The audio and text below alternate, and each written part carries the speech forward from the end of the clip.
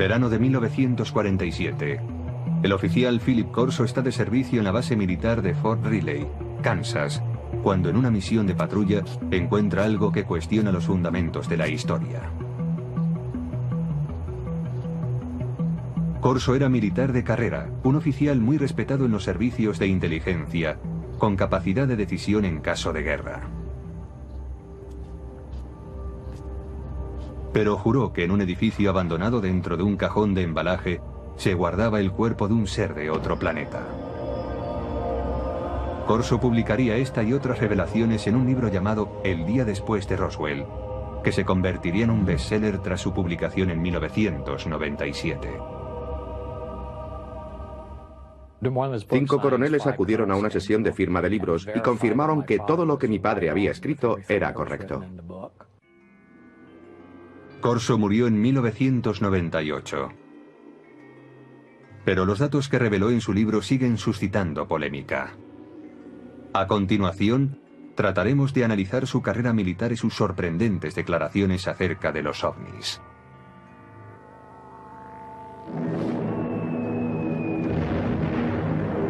...1942, el año siguiente al ataque de Pearl Harbor. Philip Corso, un joven de una pequeña ciudad de Pensilvania, es reclutado por el ejército. Durante la Segunda Guerra Mundial se prepara como oficial de los servicios de inteligencia y después, a la edad de 29 años, trabajará en Roma. Su misión, descubrir y eliminar agentes soviéticos. Cuando el ejército de los Estados Unidos ocupó Roma, lo que quería era que el gobierno de la posguerra fuese un gobierno amigo, no un gobierno comunista. Corso desempeñaba una labor de responsabilidad. Se le consideraba un hombre con futuro. En abril de 1947, Corso vuelve a los Estados Unidos para seguir su preparación en el servicio de inteligencia del ejército en Fort Riley. 3 meses más tarde, en julio de 1947, llega la noche en que, según declara, tiene lugar el hallazgo que tanto le impresionó. Corso tiene 32 años y es el oficial de guardia aquella noche.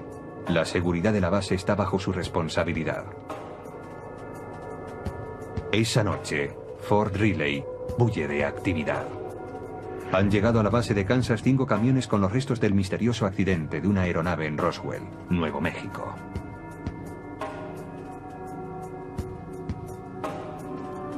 Corso, como oficial de inteligencia, está intrigado por el cargamento. Y hacia las 11 de la noche, entra en el edificio donde se ha dejado la carga. Un policía militar le confiesa que ha mirado en uno de los cajones que formaba parte del cargamento y que no puede describir lo que ha visto. Entonces Corso decide mirar también. Y descubre una especie de ataúdes. Son pequeños, como ataúdes para niños. Intrigado, levanta la tapa de uno de ellos. It looked like a thin body, and a humanoid was a sort of a big head on it, and eyes, but not too long, and not the shape of it was not as wide, as I say, as our bodies are. Corso dice que aquel fue su primer encuentro con extraterrestres, pero que no sería el último, ni el más significativo.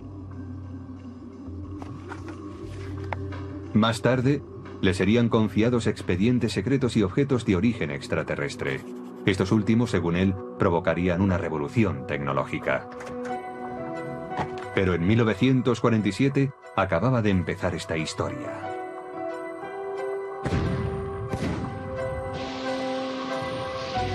La Guerra de Corea, iniciada en 1950, abre un paréntesis en las reflexiones de Philip Corso sobre seres extraterrestres.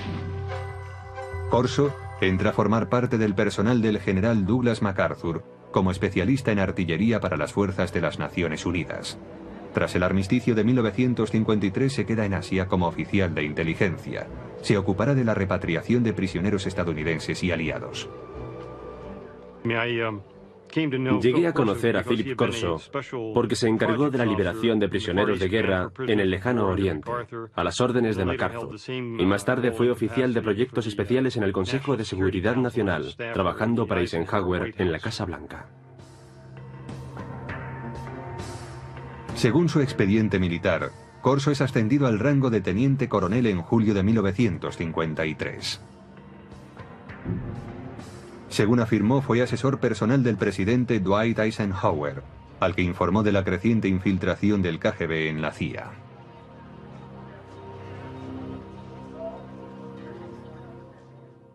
Y Corso se quejaba de esto ante Eisenhower en el Consejo de Seguridad Nacional. Corso declara también que Eisenhower le premió otorgándole la comandancia de un batallón. Los archivos militares confirman que fue nombrado comandante de un batallón de artillería en el campo de misiles de Red Canyon.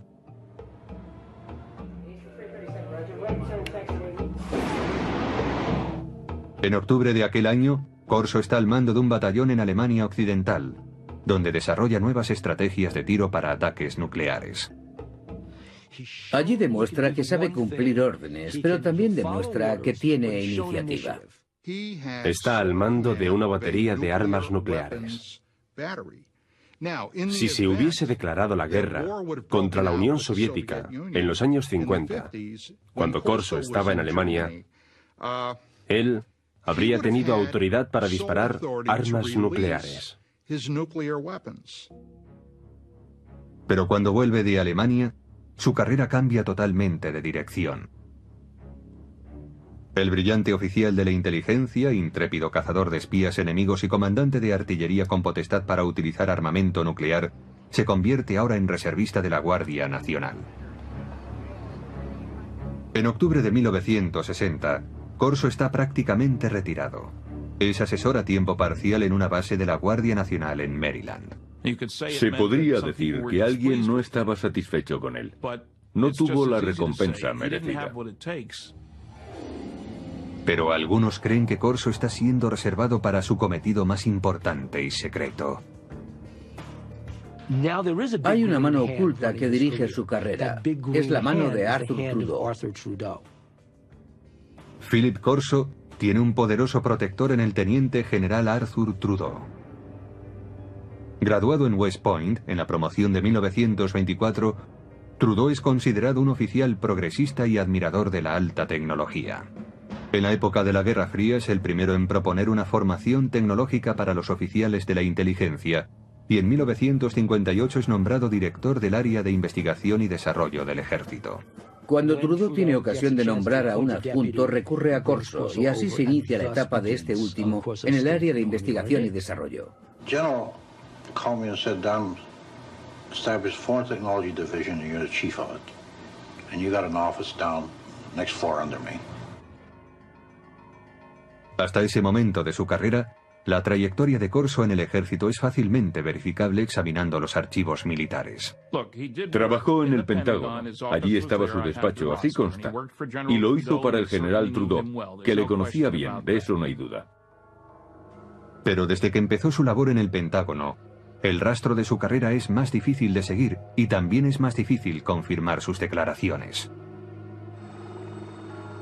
Corso escribió que su trabajo en el Pentágono incluía el análisis de los avances militares extranjeros como el armamento para helicópteros desarrollado por los franceses o el caza de despegue y aterrizaje vertical del ejército británico. Dicha tecnología sería invertida por los estadounidenses. Los militares han desarrollado a lo largo de los años una serie de proyectos dirigidos a copiar dispositivos tecnológicos provenientes del extranjero. Así, una de las tareas de Corso era acceder a esa tecnología extranjera, como la francesa, e invertir su ingeniería. Si se descubría algo bueno, era incluido en los planes tecnológicos propios. Invertir la tecnología enemiga resultó algo habitual en la época de la Guerra Fría. Los soviéticos utilizaron los aviones Sabor capturados de los norteamericanos para invertir su tecnología, y los Estados Unidos utilizaron los MiGs capturados para invertir la ingeniería soviética. La tarea de Corso implicaba estudiar la tecnología extranjera, pero su trabajo cambiaría pronto. Poco después del 20 de julio de 1961, dice Corso, el general Trudeau le llama a su despacho y le adjudica una labor sorprendente: examinar la tecnología de la nave extraterrestre que se estrelló en Roswell, Nuevo México, en 1947.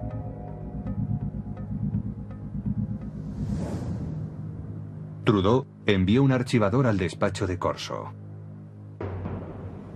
Según este, el archivador guardaba pruebas de diferentes visitas de extraterrestres a la Tierra, así como de su tecnología que afirmaba sería utilizada para desarrollar la nuestra.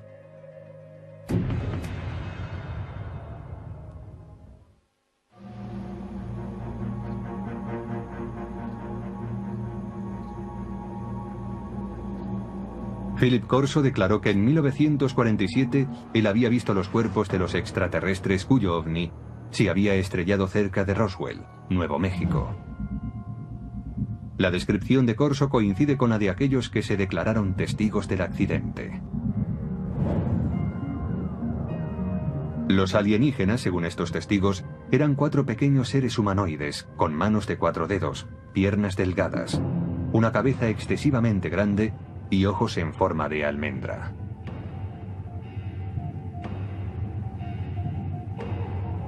Dichas descripciones aparecen supuestamente en los documentos clasificados por los investigadores del gobierno.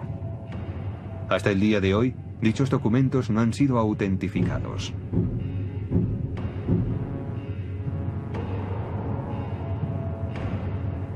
Corso insiste en que él nunca habló con nadie sobre lo que vio en Fort Riley.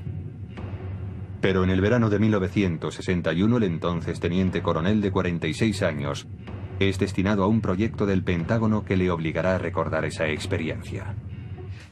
Fue nombrado jefe de investigación y desarrollo del ejército, con oficina en el Pentágono. Una vez más, tenía un puesto de gran responsabilidad. Su meta, que la potencia militar de los Estados Unidos aventajara en decenas de años a la de los demás países.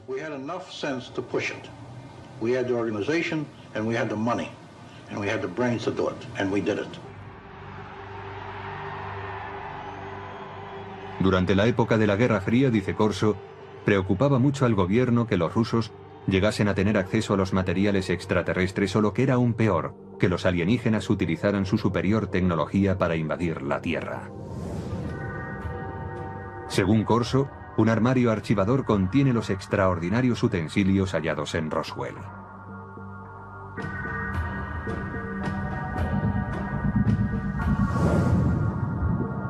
Un trozo de traje metálico superresistente.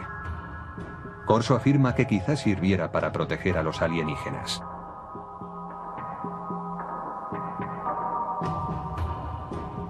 Un tubo que parece lanzar una potente luz roja. El teniente coronel piensa que podría ser un instrumento quirúrgico o un arma.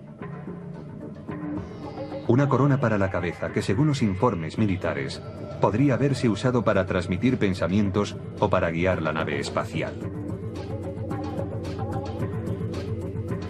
Circuitos impresos en miniatura, posiblemente un microcircuito prefabricado.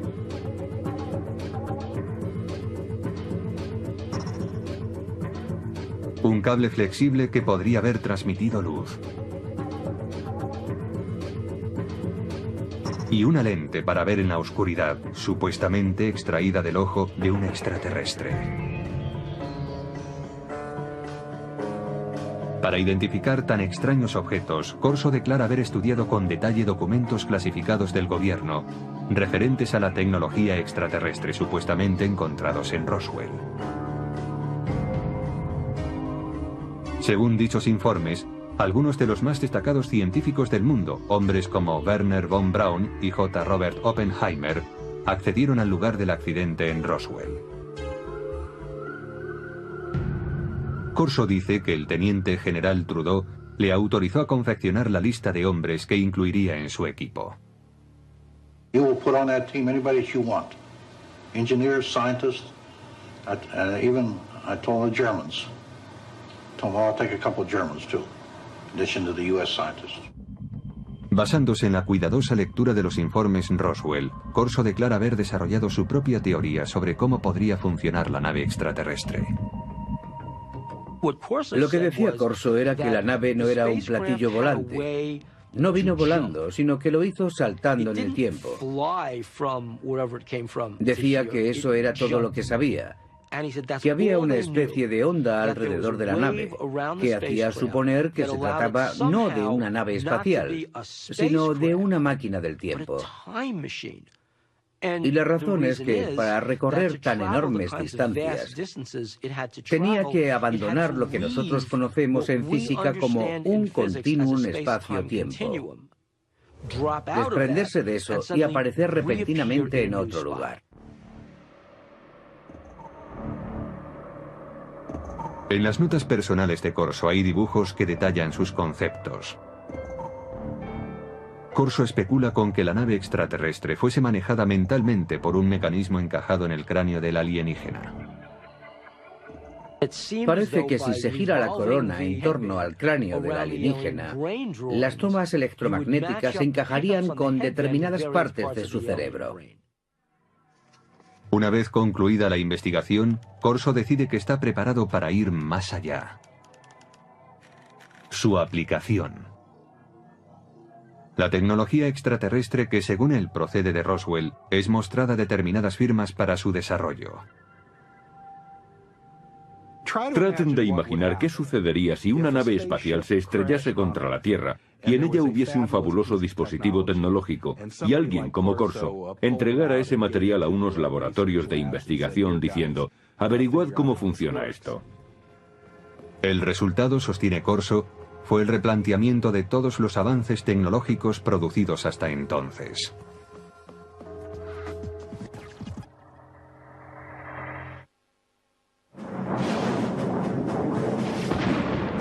En la década de 1960, la potencia militar estadounidense está plenamente entregada a la Guerra Fría. El teniente coronel Philip Corso quiere usar en su apoyo la tecnología extraterrestre. A finales del verano de 1961, empieza a ponerse en contacto con laboratorios de armamento militar para tratar la cuestión. Los laboratorios del ejército también tenían científicos civiles, y aunque tenía que permitirles el acceso al material clasificado, Phil Corso se sentía muy cómodo trabajando con científicos civiles. Además, todas las autorizaciones formales corrían a cargo de los laboratorios.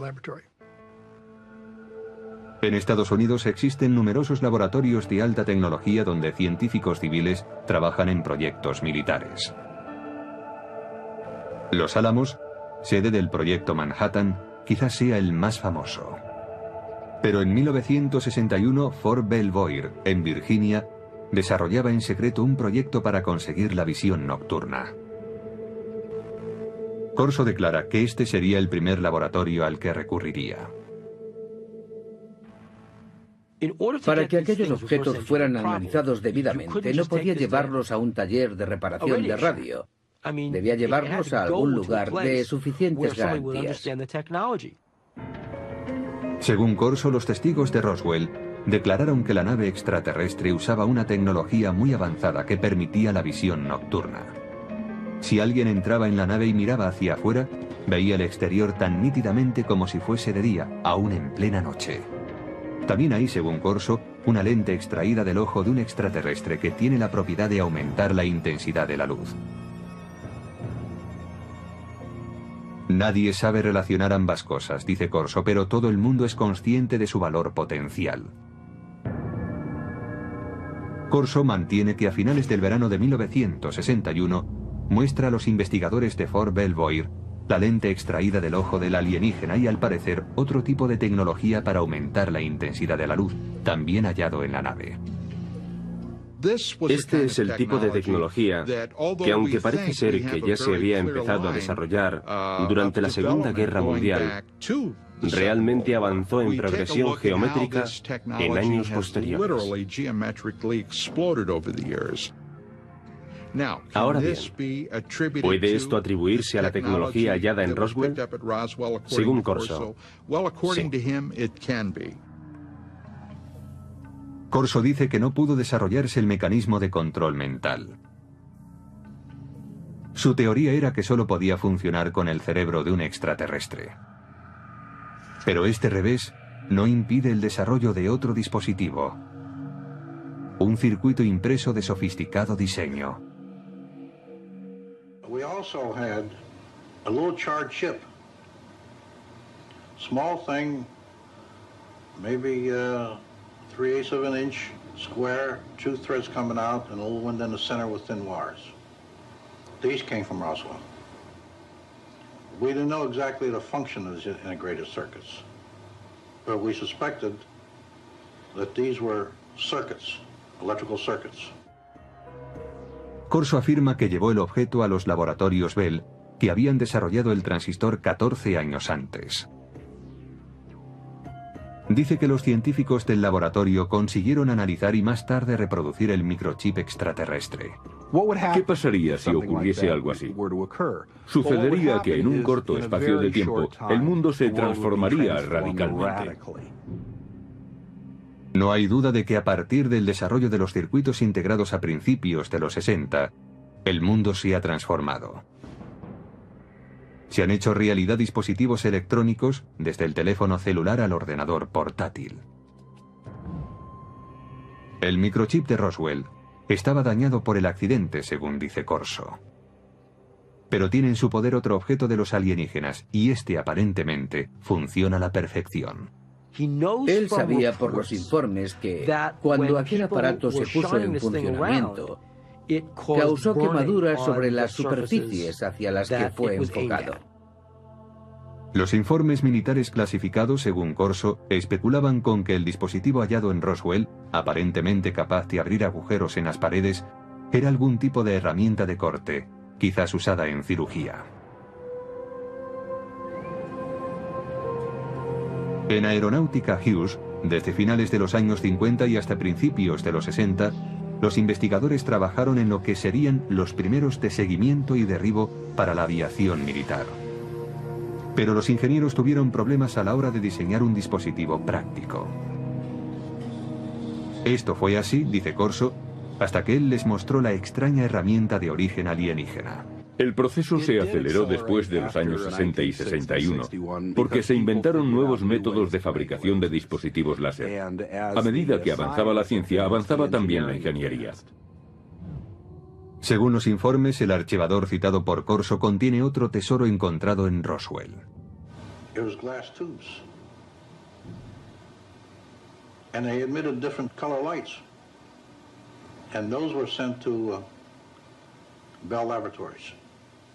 From that was one of the greatest advancements I think we have today, came out in fiber optics. Muchos investigadores de ovnis mantienen la teoría de que la nave no tenía cables convencionales porque estaba dotada de cables de fibra óptica. Resulta que la transmisión de información mediante la luz era ya una tecnología conocida. Data de la época de uno de los pioneros del teléfono, Alexander Graham Bell, que hizo pruebas con un aparato que él llamó fotófono en 1880. Casi nadie ha oído hablar de él, pero muchos científicos de la época creían que el fotófono era un invento mucho más meritorio que el teléfono. El fotófono era una manera de transmitir la voz mediante un rayo de luz. La investigación instada por Corso determinó que la transmisión de datos por medio de la luz era inviable debido a que no se podía dirigir un rayo de luz con capacidad para desviarse al hallar un obstáculo. Pero Corso confiaba en que el dispositivo de Roswell podría contener la solución. Estudiaron aquella fibra de vidrio y vieron que la luz podía desviarse, es decir, podía trazar curvas. Llegaron a la conclusión de que aquello se debía al revestimiento del cable. Aquella era la clave para hacer funcionar la fibra óptica. Aunque el uso de la fibra óptica no se generalizó hasta los años 70, los investigadores de ovnis creen que el revestimiento del dispositivo extraterrestre, una capa externa que cubría la fibra conductora, es lo que posibilitó el avance de la fibra óptica en nuestro planeta. Corso también examina algunas fibras muy resistentes que, según los informes militares, proceden de los trajes de los alienígenas. The first thing of the fabric that amazed me was a thread that I couldn't cut with a razor blade. Just a thread. Corso ofrece en su libro una teoría referente a las fibras que componían el tejido de los trajes alienígenas. El cuerpo de los extraterrestres, posiblemente de materia más vulnerable, estaba protegido por la gran resistencia de un tejido que, en cierto modo, formaba un escudo. Y según Corso, no se vestían con él, sino que lo tejían a su alrededor. Es decir, lo hilaban como un capullo de seda. Corso se pregunta si estas fibras tan resistentes tendrían aplicación como material antibalas para ser usados por los cuerpos de seguridad y por el ejército. Corso asegura que el ejército intentó llevarlo a la Universidad de Colorado para tratar de fabricar dicho material. A mediados de la década de los 60 hubo grandes avances en cuanto a tejidos resistentes. Usaban la tecnología de los polímeros, el tipo de moléculas que, decía Corso, estaban presentes en el tejido extraterrestre. En 1965 se inventa el Kevlar, un tejido que se usaría en chalecos antibala. Una prueba más, según Corso, del impacto de la tecnología extraterrestre.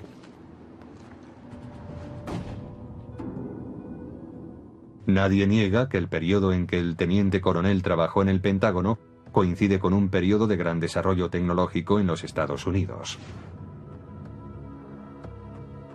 Los defensores de Corso dicen que la tecnología alienígena tuvo mucho que ver, pero otros ven las cosas de un modo diferente.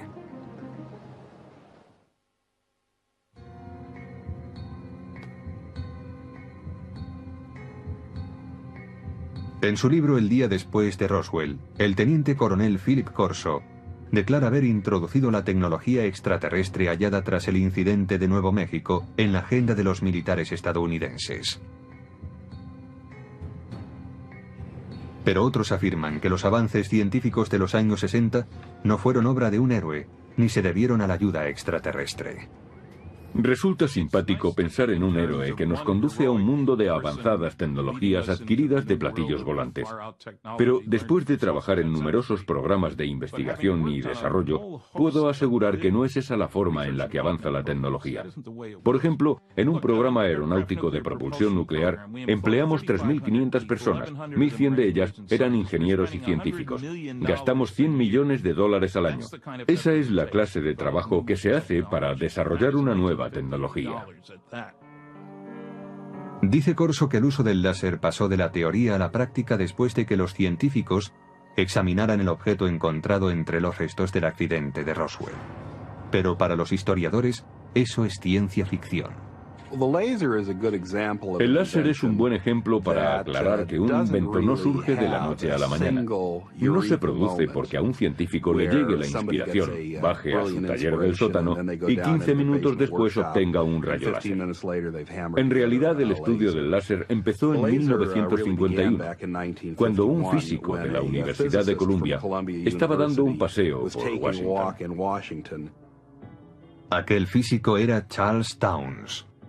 Me desperté pronto aquella mañana, preocupado por no haber llegado a ninguna conclusión. Después del desayuno salí a dar un paseo por el parque. De pronto pensé, un momento, podemos disponer de toda una colección de moléculas, todas ellas activadas con un exceso de energía. Me puse a hacer números y comprobé que podía hacer que aquello oscilara. Necesitó 2 años y $50.000 de subvenciones gubernamentales antes de presentar un prototipo de láser de microondas, aunque escasamente operativo. El primer dispositivo láser utilizaba microondas, no luz. La versión emisora de luz no estuvo operativa hasta 1960, 9 años después de que el profesor Townes iniciara sus investigaciones. En cuanto a la aportación de los alienígenas... No, los extraterrestres no tuvieron nada que ver con la tecnología del láser y en realidad yo tampoco. No creo que los extraterrestres nos hayan dado ninguna información. Mientras que el desarrollo del láser se produjo con lentitud, los circuitos integrados avanzaron rápidamente. Pero el mayor logro de los científicos vino mucho después de que Corso se jubilase. El verdadero avance tuvo lugar en 1971, cuando un hombre llamado Tim Hoff introdujo un microprocesador en una pieza de silicona, una computadora en un chip. Lo que sucede básicamente en un circuito integrado es que controlamos el flujo de electrones, o en ciertos casos, la ausencia de electrones. Ted Hove, conocido como el arquitecto del microprocesador, empezó a trabajar con circuitos integrados en 1968. Hove refuta la declaración de Corso según la cual un chip alienígena hallado tras el accidente de Roswell hizo posible una versión terrestre. En un accidente, se puede suponer que se han producido daños, y estos daños pueden hacer aún más difícil el análisis de un objeto. Incluso cuando se dispone del objeto, se necesita un contexto. Quien haya visto este objeto en aquellos días, sin un contexto en el que enmarcarlo, en otras palabras, sin saber para qué servía, tendría incluso menos posibilidades de entenderlo. Hove dice además que para reproducir un circuito integrado, como Corso dice que se hizo en 1961, habría sido necesario un microscopio electrónico de exploración, el cual no se inventó hasta 1966. Incluso si se observan hoy en día estos objetos, su resolución es tal que los microscopios ópticos ordinarios no podrían apreciarla. Haría falta algo más sofisticado. No creo que en aquel tiempo nadie hubiese podido imaginar qué cosa era aquella. Philip Corso dice también que el cable de fibra óptica extraterrestre inspiró a los científicos. Pero los científicos no apoyan su afirmación, porque la fibra óptica requirió una confluencia de tecnologías que fueron apareciendo a lo largo de décadas. La idea empezó a ser realmente interesante en 1965, cuando el láser ya estaba disponible. Alguien supuso entonces que se podía dar un uso comercial a la fibra óptica. Y así, poco después, el proyecto fue abordado por un trío de inventores en Corning. Consiguieron por fin fabricar fibra óptica en 1970. La luz de un láser mejoraba la fuerza de la señal. El equipo de investigadores de Corning Glass creó una forma de sílice fundido.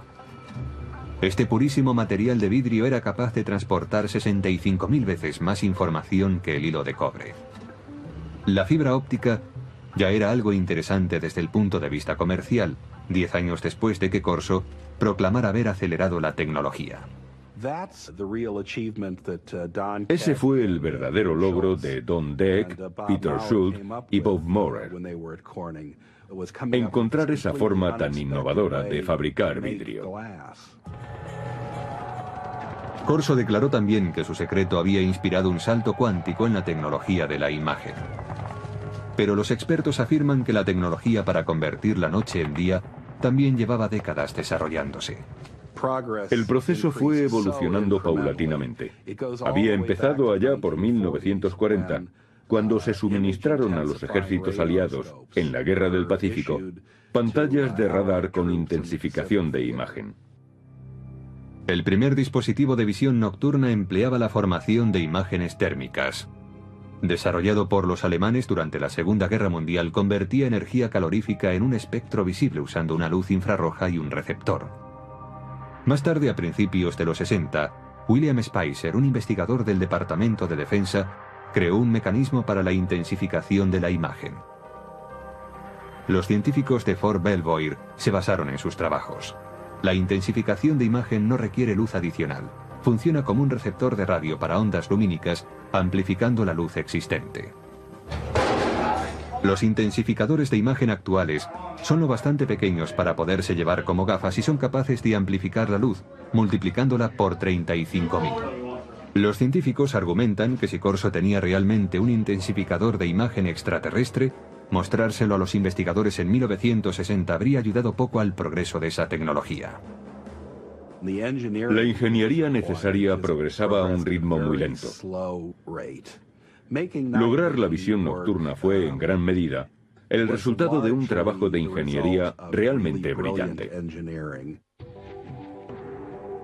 Finalmente, según expertos en tecnología, Las fibras superresistentes de Corso no venían de los trajes espaciales de los alienígenas, sino del fruto de años de investigación de una científica llamada Stephanie Kwolek, que trabajaba en la compañía DuPont. Ella consiguió enlazar cadenas de átomos en 1965. En 1971 el Kevlar ya estaba en el mercado. La teoría de que algo como el Kevlar salió de un platillo volante resulta tan chocante para mí como insultante para alguien como Stephanie Kwolek, que invirtió enormes esfuerzos, años de su vida, una enorme dedicación e inteligencia para desvelar los secretos de la naturaleza. Además, algunos escépticos insisten en que el teniente coronel Corso sencillamente no tenía los conocimientos suficientes para promover un programa de ingeniería inversa. Leí algo que había escrito hace años y vi que aquello no era alta tecnología. Yo he trabajado para General Electric, Westinghouse, General Motors, TRV System, McDonnell Douglas y junto a muchos científicos. Yo mismo soy físico y no vi nada en los escritos de Corso que indicara que tenía los conocimientos, el talento, la formación para manejar un material como aquel y llevarlo a la industria. Corso tenía una respuesta para tal objeción. Decía que su equipo de científicos de élite le ayudaba a interpretar los objetos de Roswell. I didn't have the training or the background for something. You know, they got highly technical. But fortunately, the German scientists were there. I knew von Braun, and I knew Hermann Oberth. Oberth was a man that said we've been helped. But we had to keep it quiet to protect our budget, protect our organization. Para los escépticos, caben más dudas acerca de Corso. Según ellos, un teniente coronel no debería asumir funciones como las que Corso se atribuía. Creo que un indicio de su consideración dentro del ejército viene dado por el hecho de que nunca llegó a coronel, a pesar de sus muchos años de servicio. Pero otros apoyan las afirmaciones de Corso, en particular aquellos que dicen conocer el funcionamiento interno del ejército. En aquellos días, un teniente coronel tenía mucha más autoridad e importancia que ahora. Pero incluso hoy, hay tenientes coroneles que conocen mucho acerca de planes y operaciones importantes. Todos los científicos y militares con los que Corso dijo haber trabajado afirman que no había implicación extraterrestre en las tecnologías desarrolladas a partir de aquellos años. No existen documentos de ningún tipo que avalen las afirmaciones de Corso sobre ingeniería alienígena aplicada a la terrestre. Pero sus partidarios defienden que si no hay rastro de ningún documento, es por una razón.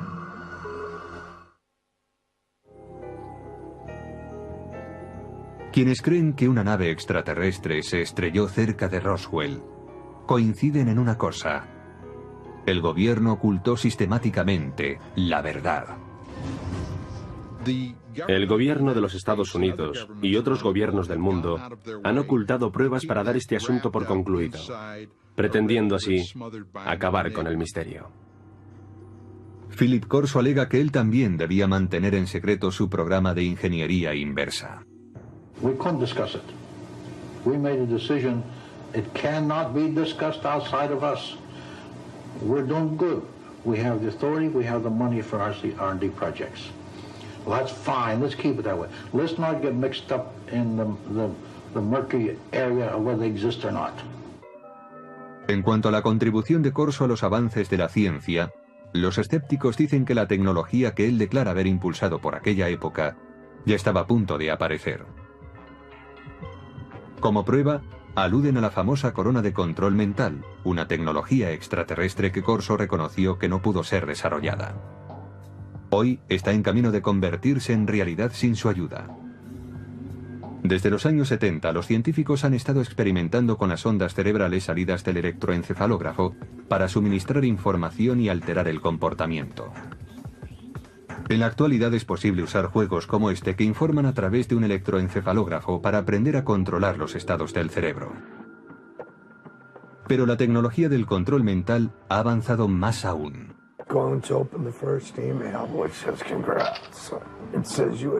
En 2004, la FDA autorizó a los investigadores para experimentar con unos diminutos implantes cerebrales, diseñados para que las personas discapacitadas pudiesen controlar un ordenador con su pensamiento.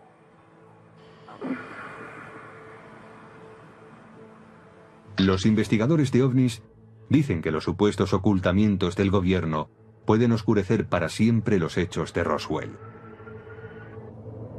Y en consecuencia, oscurecer también la verdad sobre si la tecnología extraterrestre contribuyó al desarrollo de la fibra óptica, los tejidos superresistentes, el láser, los circuitos integrados o la intensificación de imágenes.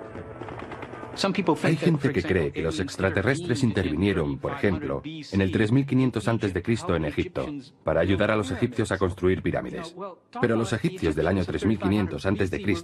eran muy capaces de poner un gran bloque de piedra encima de otro. Si los egipcios hubiesen desarrollado de repente teléfonos celulares o algo así, entonces yo diría, de acuerdo, aquí hay un invento. Pero no fue eso lo que hicieron. Aunque el teniente coronel Philip Corso pueda ser cuestionado, sus ideas hayan suscitado polémica y sus afirmaciones hayan sido consideradas como propias de la ciencia ficción, su aportación al mito de los ovnis y a las leyendas populares no puede ser ignorado.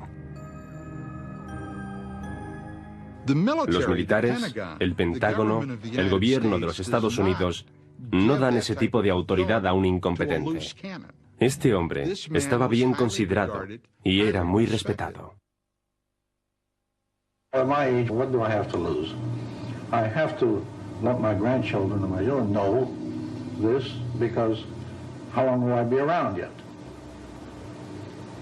And when I go, it goes with me. Debió de haber muchos días, muchos, en los que Philip Corso se preguntase, ¿por qué yo? ¿Por qué tengo esta información? Yo creo que eso es algo que le atormentó durante muchos años. Es muy difícil guardar un secreto así para uno mismo. Hasta hoy solo se ha contado el 10% de la historia, dijo mi padre. El resto es información clasificada.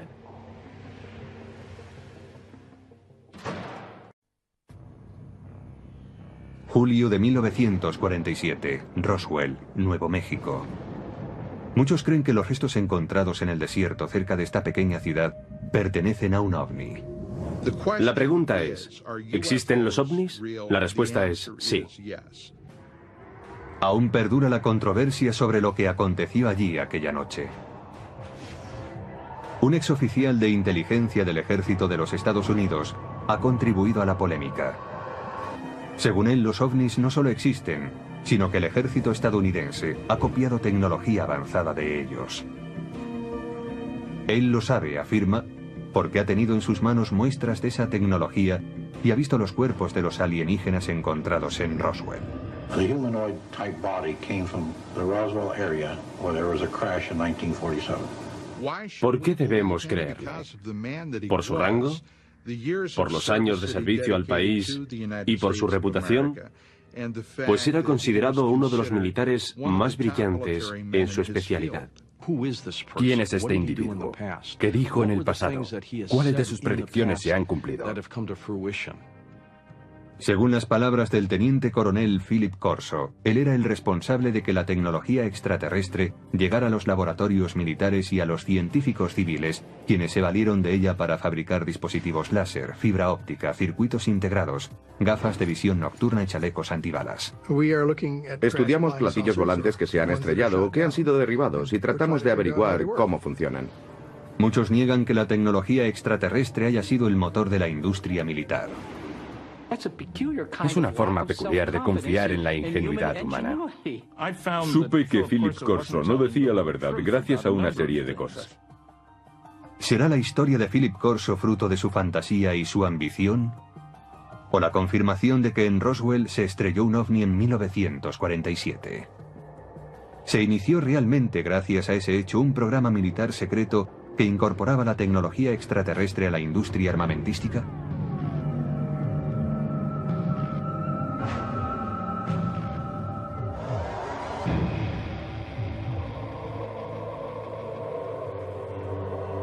El día después de Roswell. Esto es Teorías de la conspiración.